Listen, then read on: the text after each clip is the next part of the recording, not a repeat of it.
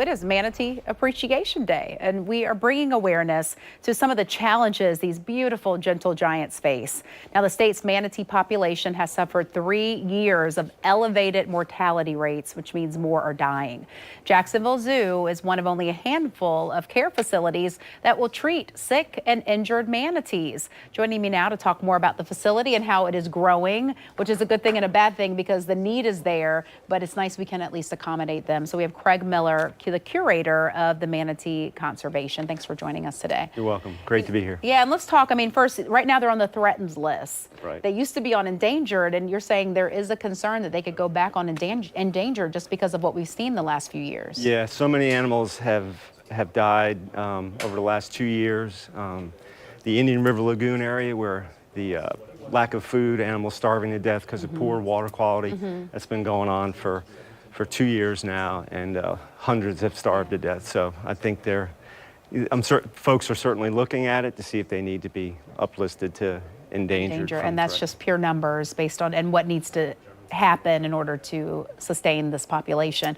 Right. Let's talk about it. Like if you've never been out on I think it's cool when you're on a kayak and there's one right near you. They're playful. They kind of like to put their little head up. They like to show and they talk to you in a sense. And while we're supposed to keep our distance and not touch them, it's just a very cool experience if you've ever been near one. Yeah, I tell people all the time, get out there in the wild and experience them firsthand if you can, just like you described. Yeah, you want to keep your distance. You don't want to change their behavior, but they're curious animals, and it's kind of nice that they seem curious about us, you know, and that gets them in trouble sometimes. I know, I think so. They're so big, and I'm almost like, you have a little personality, it's interesting. Let's talk about what you do at the zoo, because right now you do have a space where you're able to care for them, and the whole goal is rehabilitation and get them back in the water. Yeah, we have a critical care facility. We opened in August of 2017.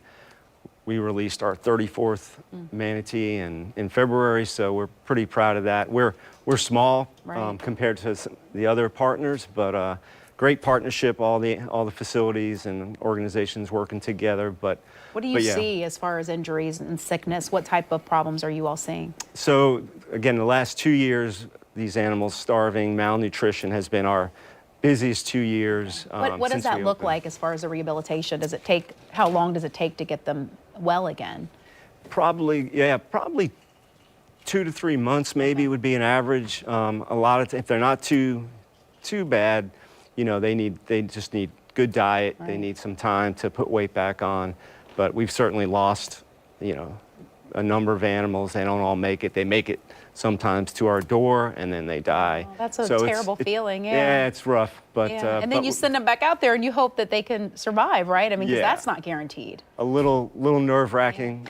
Send your kids to school the first day or something, or worse than that. Because it's rough out there. There's a lot of hazards. Boat strikes are still high. And that's something we all can pay attention to. We see those signs. So when you're in a manatee zone, slow down. Yeah, follow the posted speed limits, stay within the channel. Wearing polarized sunglasses helps you see better. We know that boaters can be following all the rules and animals are still going to get hit. But in those sensitive areas for sure where there's posted speed limits and the channels are important, it's just really critical to follow those regulations. Yeah, well, thank you so much. And just want to point out, you guys are expanding and you're going to have kind of an exhibit as you're able to treat more of the manatees and also educate people about them and how beautiful they are and how we need to always keep an eye and protect them. Thank you for coming in. You're welcome. All right.